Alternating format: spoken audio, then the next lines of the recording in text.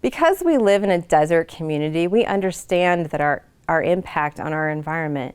And we know to flourish in this desert community that we need to conserve our resources and protect our climate from things like extreme heat and drought. And we do this through a plan and a team, and that team is the Henderson Green Team.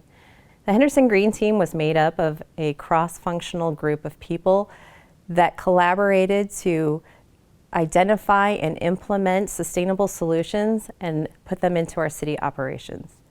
One of the things that the City of Henderson Green Team did was craft the Sustainability Action Plan that was adopted by our City Council in 2009. The City of Henderson continues to work strategic planning around conservation and protecting our resources. One of the areas of focus of our sustainable planning is energy conservation. Over the last 13 years, the City of Henderson was able to reduce our CO2 impact by 40%.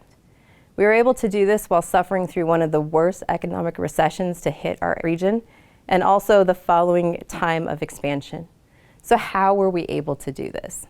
We did this through a couple of different ways, but one of the ways that we did this was through operational changes. In 2009, we looked at how our city operates and how we work with our businesses and residents and when they come to visit us. We looked at how we operated on Fridays and realized our traffic volume here within our city facilities was really low. And we looked at the amount of money that we spent on heating and cooling our buildings on those days where we had low flow.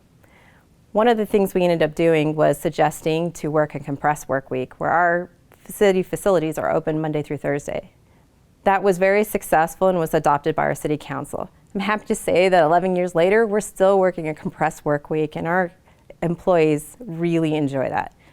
Other benefits that we have to a compressed work week is we're able to reduce the traffic congestion in our valley, and we're able to increase our air quality. Another step that we took during that time was looking at capital improvement on our existing facilities.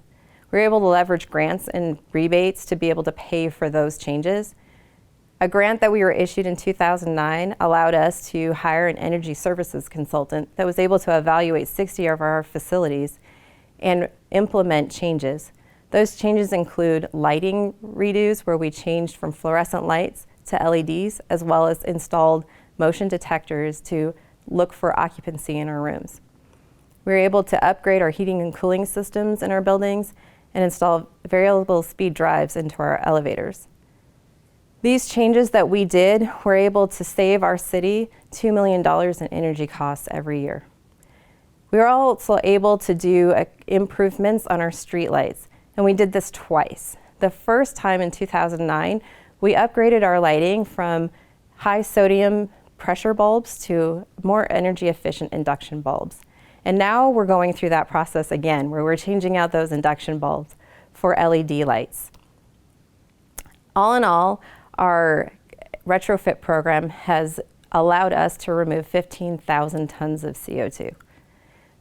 But Henderson is always growing and always expanding, and we always have our eye on the future.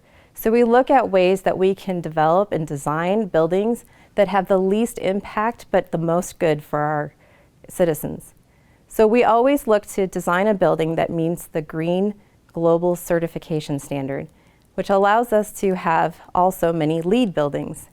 In the last 10 years, we were able to construct a lift station, a police station, 2 fire stations, an aquatic center, a senior center. We expanded our jail. We even added 20 parks. And all of these additions only increased our energy consumption by 11%. But if you're doing the math at home, you probably figured out that that is not a 40% reduction in CO2. So to really get down to those numbers, we had to look at our energy mix. Where are we buying and what are we buying our power from? We had to get renewables into the mix, and initially we did that through traditional ways. We have 2 buildings, a North Area Command police station, and our Heritage Park Senior Center and Aquatics Complex, where we added rooftop solar. But rooftop solar, even though the prices have become more cost-effective over the last few years, it's not something that our budget can maintain to do a massive adoption of this. So we had to kind of take a step back and figure out how we were going to reduce the CO2 impact of our power. Fortunately, our utility company, NB Energy, was not taking a step back. So during this time, we had a pretty progressive renewable portfolio standard that required our electric utility to add specific milestones of renewable power. And while they are doing this, they were also reducing their use of carbon-intensive fossil fuels like coal. So they were providing us greener power while we were trying to figure out what our next steps were. And we decided that our next step would be getting involved with the low-cost renewable power that's now available. In 2017, we went ahead and contracted for hydropower with the Hoover Dam.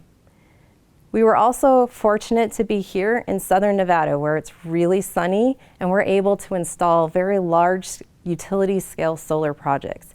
We have deserts of photovoltaic solar here.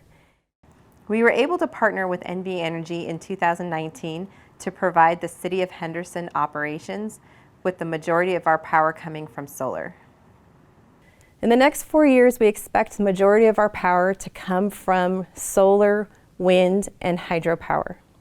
While we were able to make these massive reductions in our CO2, we were by no means met our goal. We strive to provide high quality services for those that live, work, learn, and play here in Henderson, and we continue to do that as we race to zero.